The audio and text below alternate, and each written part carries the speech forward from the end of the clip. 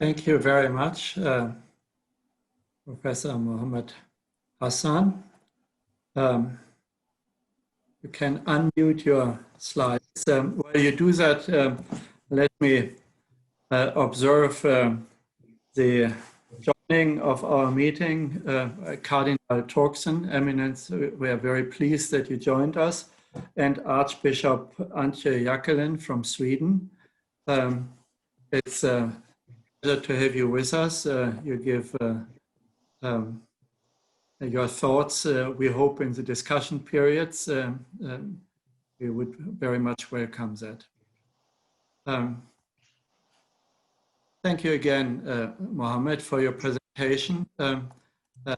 Let's see if we have questions in the chat box. I have one question. Or one jumps right in from the morning in Brazil. Wanderlei. Yeah, thank you. Well, it was a very nice presentation, and I believe that the organizations like the Academy of Science has really a very fundamental rule on everything we're living now. I have one little concern, which is the impact on the quality of education. I know that all the universities are doing their best in implementing online courses, but we all know that this is a palliative. We don't replace fully the presential, the contact, the transmission of experience to our students. I would like to ask you if there is any academy thinking about what will be the impact of going on for like a year on non-presential education, if this will have an impact on the quality of education in general, and in specific on the scientific education. Mohamed, would you like to comment? You need to unmute yourself.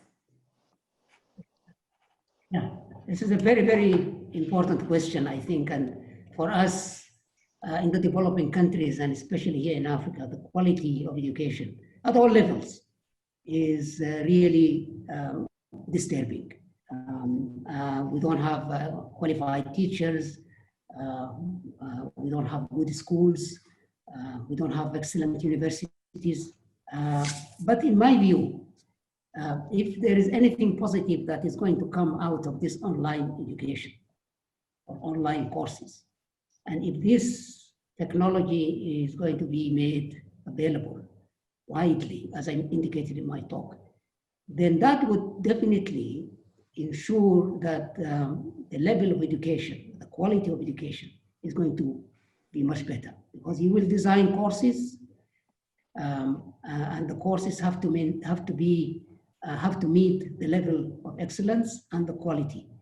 And those lessons, those courses will be available to everybody, to all students around the world.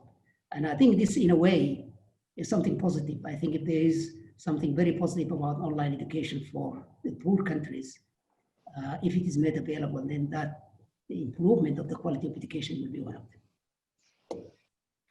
Thank you very much. There's a comment from Wolf Singer. Wolf, would you like to take the floor? I did not pose the question this time. Oh, then... But I have one, because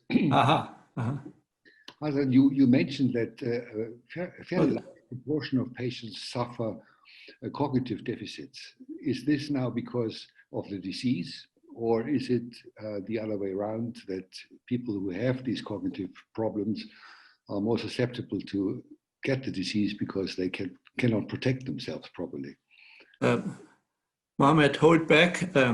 There's another comment, sorry for the mix-up, for Professor Wolf from California. She makes a remark: it is especially important to study not only equity, but also the cognitive socio-emotional effects of digital medium, particularly on critical analysis and empathy-based processes. Maybe you capture these issues. Go ahead. Yeah. Well, I think it's really very early to give any definite answer. I think what has been shown so far is an indication that there is a problem. There is a connection between the COVID patients and some type of mental illness. But that can only be established if there is further study and analysis. And it takes time. These mental problems cannot be resolved in a couple of months. I think it takes a long time to follow the patients to see the impact, if there is any serious impact concerning the mental illness. So that's why I'm encouraging academies of science somehow to take this issue rather seriously. Okay. William Phillips has his hand up. Yes, thank you. And thank you for this important talk. I know we're all curious to understand the differences in the way the pandemic has played out in Africa compared to other places, to try to learn things that may be important.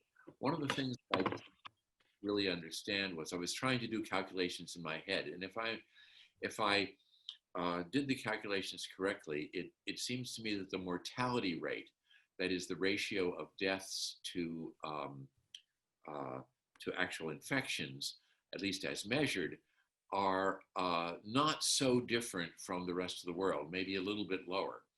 And then I'm thinking that if the